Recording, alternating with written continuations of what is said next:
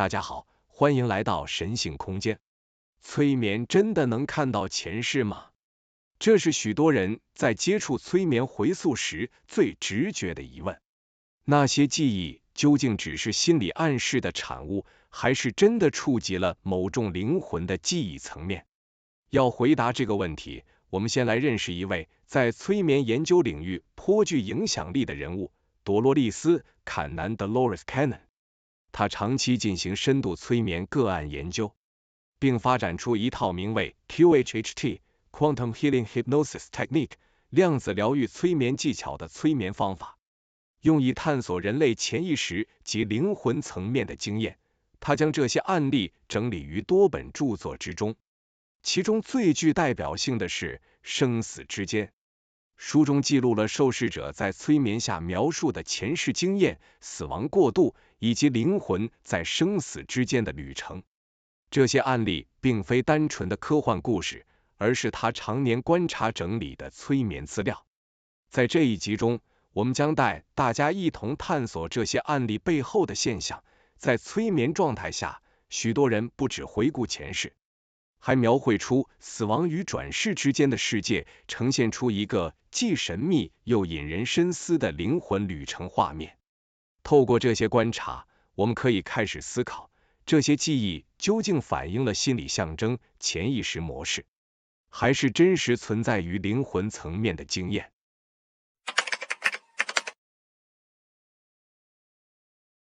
在《生死之间》中，朵洛丽丝·坎南整理了大量催眠回溯的案例。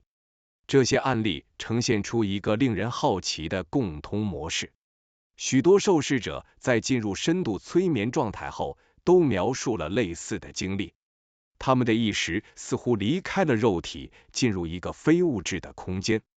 这个空间与日常的物理世界截然不同，但又充满秩序与光亮。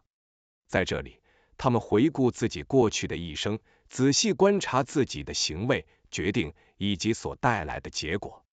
个案通常描述死亡过程非常平静，瞬间脱离肉体的沉重，感到轻松自由，甚至没有意识到自己已经死亡。还有许多个案报告会经过一条隧道，并看见强烈但温和的光，这道光常被描述为充满爱与智慧的源头。有些受试者描述，他们能感受到一种更高层的智慧或意识的存在。这种存在似乎在引导他们理解生命的意义，并为下一次的投生做准备。这些经验在不同个案中反复出现，无论年龄、性别或文化背景如何。描述的核心模式惊人的相似：意识离体，回顾人生，与高层意识交流，准备下一世。个案显示，并无传统观念中的恐怖地狱，也并非一成不变的天堂，只有在学习阶段暂时停留的低密度空间。透过这些案例，朵洛丽丝·坎南提出了一个初步的灵魂旅程模型。虽然每个细节可能有所差异，但整体呈现出一个看似完整的流程。值得注意的是，我们在描述这些内容时，语气必须保持中立。这些都是受试者在催眠中所述的个案经验，而非科学证实的宇宙结构或灵魂定律。它们可以提供一个观察视角，让我们理解人类意识在深度催眠下可能呈现的模式，也能引发对生命、死亡与转世的思考。但是否真实存在于灵魂层面，仍然没有确定答案。总而言之，这些催眠案例提供了一扇窗，让我们窥见意识离开肉体后的可能旅程，以及与更高意识互动的描写。对观众来说，它既神秘又引人思索，同时也为后续探讨不同文化中对生死之间的理解铺下了基础。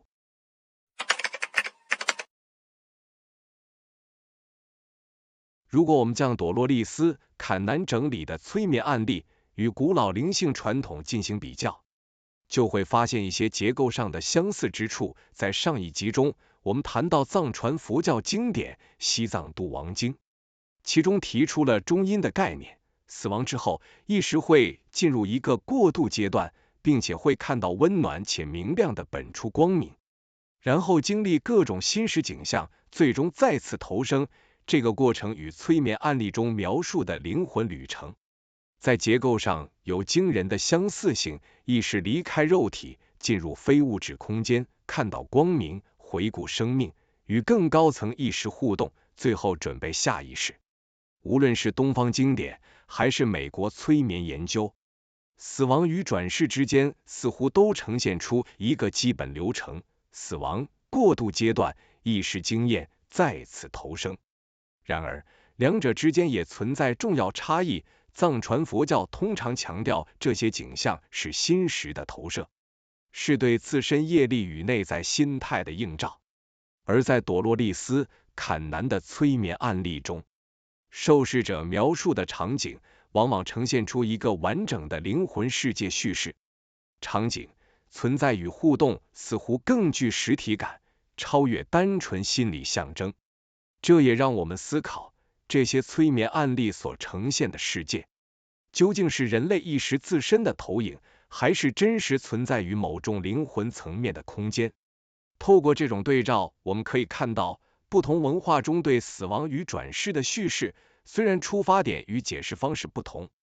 但在结构上却有惊人的呼应。无论是中阴的心识经验，还是催眠案例中的灵魂旅程，都呈现了意识离开肉体后的一系列过程。对观众而言，这不仅提供了一个跨文化的比较视角，也提醒我们在探索生死之间的经验时，保持开放与中立的态度，思考这些现象究竟反映了心理模式、灵魂经验，还是两者的交集。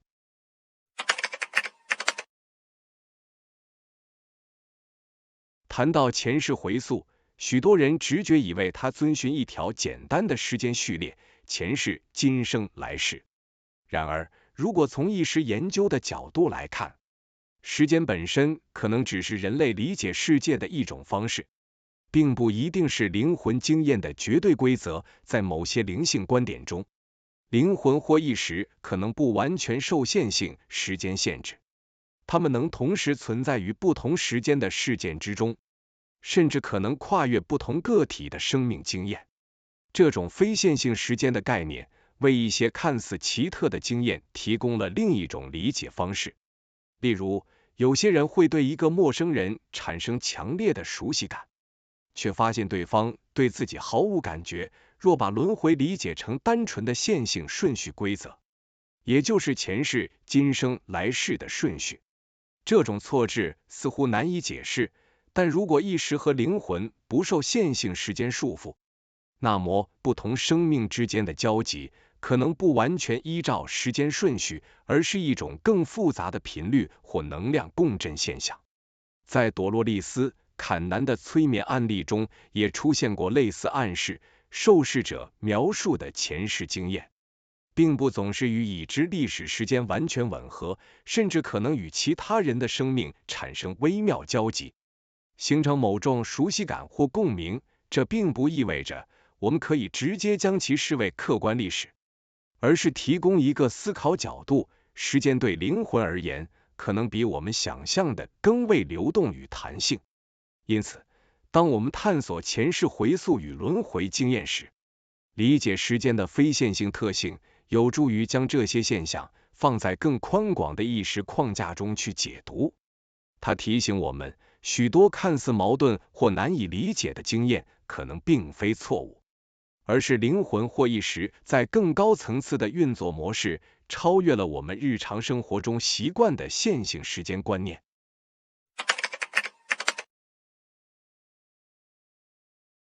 回到本集最初的问题，催眠看到的前世与灵魂旅程究竟代表什么？对这些现象可能存在几种不同的解释。一种是它们反映了灵魂记忆，另一种是这只是潜意识象征的呈现，还有一种可能，它们属于某种集体意识层的内容，或是我们尚未理解的更深层意识现象。像朵洛丽丝·坎南这样的催眠案例，至少让我们看到一个共同现象：当意识进入极深层的状态时，人类似乎能接触到平常难以触及的经验。这些经验可能包含跨越时间、空间与个体的回顾，也可能呈现出一个完整的灵魂旅程模式。然而，这些经验究竟是真实的灵魂旅程，还是自我意识创造出的世界？目前，科学与灵性研究尚无定论。我们能做的是保持开放的态度观察、思考，并承认人类对意识的理解仍在发展之中。或许真正的答案仍在等待我们对意识的更深探索。这也为观众留下一个思考空间。催眠回溯提供的